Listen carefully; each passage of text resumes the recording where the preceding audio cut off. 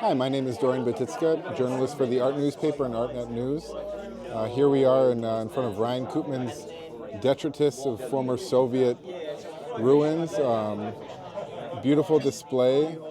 The screen is super crisp, almost too crisp. So let me go close to the screen. You can keep talking. What do you think about his art? What do you think about his art? Well, I think that the art has. No, thank you. Of course, the art has a certain way of speaking to our feelings of loss, of longing for space that we seem familiar but is not quite. There is a nostalgia there to the landscape itself, a certain way of looking at the world, almost through the lens of an Enlightenment philosopher. We have the mountains. It's almost like Nietzsche is crying from the depths of the snow and the rocks. It could be like lost in a paradise, but a paradise that is somehow destroyed and forbidden. And that forbiddenness is what we look to as a society for salvation. And that, in fact, that salvation is what we turn to ultimately for art. We don't turn to art for techne or for beautiful technology. We turn to art to learn something more about ourselves and who we are. And beyond the technological efficiency of the LEDs, I think what speaks most to me personally as an art critic, as an art journalist, is this tension between the living and the dead, and architecture that's alive but somehow being reclaimed by nature. And that tension is ultimately what I think many artists look to when creating is how to create a story and how to create a narrative around what we as a society think about the future and also the past and also the present. And I think that door is really emblematic. Do we want to step through? Do we want to stay in the safe space? Do we want to go further into the work? The clarity of the screen beckons us into it further and deeper. And I think that is the most powerful aspect of the work and of the actual piece itself. It's bringing life back to the past. It's like putting the future in the past a little bit. Reclaiming nature and reclaiming these old spaces of culture, of these old Soviet. Ryan, I know he goes a lot to Georgia and Armenia, and these places he shoots in person, and he goes to these sort of discarded places of culture, these houses of culture that were once so prominent in decades past. And that prominence is evident in the ornateness of the frame and the ornateness of the architecture itself, but so reclaimed and so destroyed by neglect.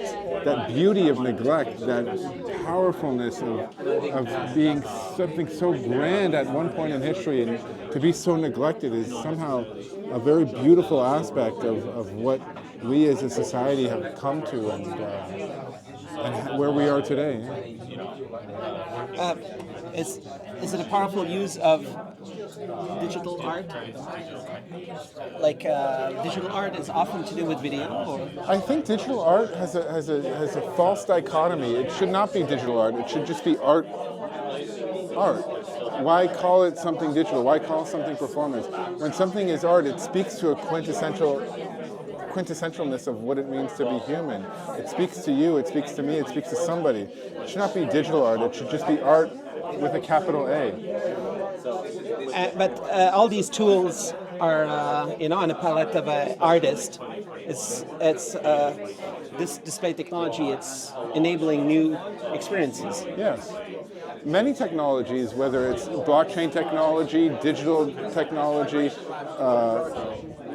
the ability to move between worlds and media is, I think, the quintessential opportunity that artists have today is how do you move between media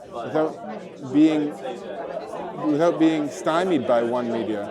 The ability to transcend photography, performance, theater, digital media, analog media, that's the task of the artist today, is how to compose all of these different elements into creating something uniquely their own.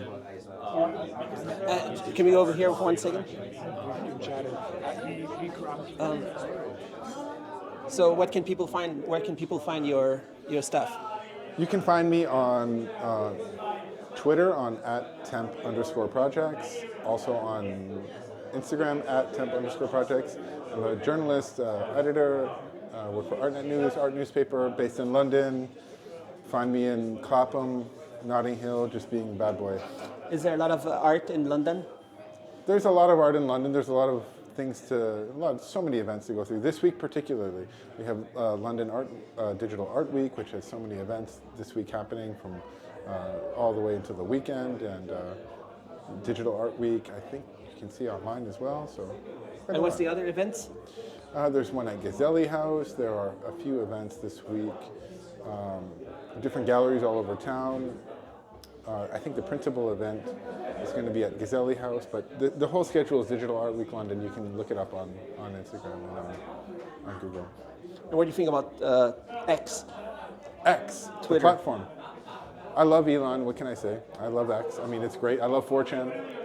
I love all weird digital channels, Discord. Do you think Twitter is going to get Telegram. better? I hope it does. It could be a lot of changes, right? There could be a lot of new features potentially. Yeah, I mean, Twitter can monetize. Telegram, they're doing a great job with their monetization. They're working with, different platforms, USDT. They're working with stablecoins. They're trying to create a new monetization model for creators. I think if you're really interested in Stefanie, hello, how are you? Stefanie from TAEX. She's a great digital patron, curator, also like an illumination of all things London and all things digital art. Thank you, Dorian. Thank you. How are you? Great.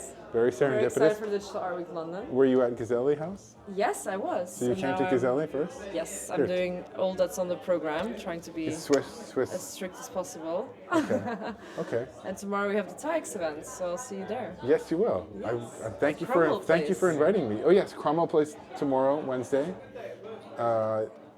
TAEX. Yes. So are you? Yes, we're part of Digital Art Week. We're an official partner. To get her, you need to get her now. Stephanie, it's your turn. Okay, it's my turn. Swiss TV. On Friday, we have Krista Kim at Outernet. Krista Kim is one of the top digital artists in the world, female artists. She started the techism movement, and if you come to Tottenham Court Road station, you will see her installation on all the big screens. So it's really very impressive. She's done the show before in New York, and she's bringing it for the first time to London, powered by TAEX. So come and see our show. TAEX? TAEX, TAEX. yes. And I'm the head of development for TAEX. and it's based in London. London. We're based in London. We're doing activations all over the world: Dubai, Hong Kong, Korea, Seoul. So yeah. And what does it do, the TAEX? So we are a digital platform.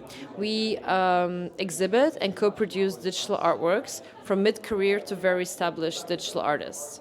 So this week we're bringing Massimo Maggi at Cromwell Place tomorrow, and then we have Krista Kim, very established, well-known artist, also present at Davos this year, doing incredible things, and she will be Friday in London. So there's a lot of stuff happening with the digital art. Yes. Yeah? Yeah. This is the week to be in London for digital art. Many activations, many galleries, very interesting people. So if you're not here this year, I recommend you be here next year.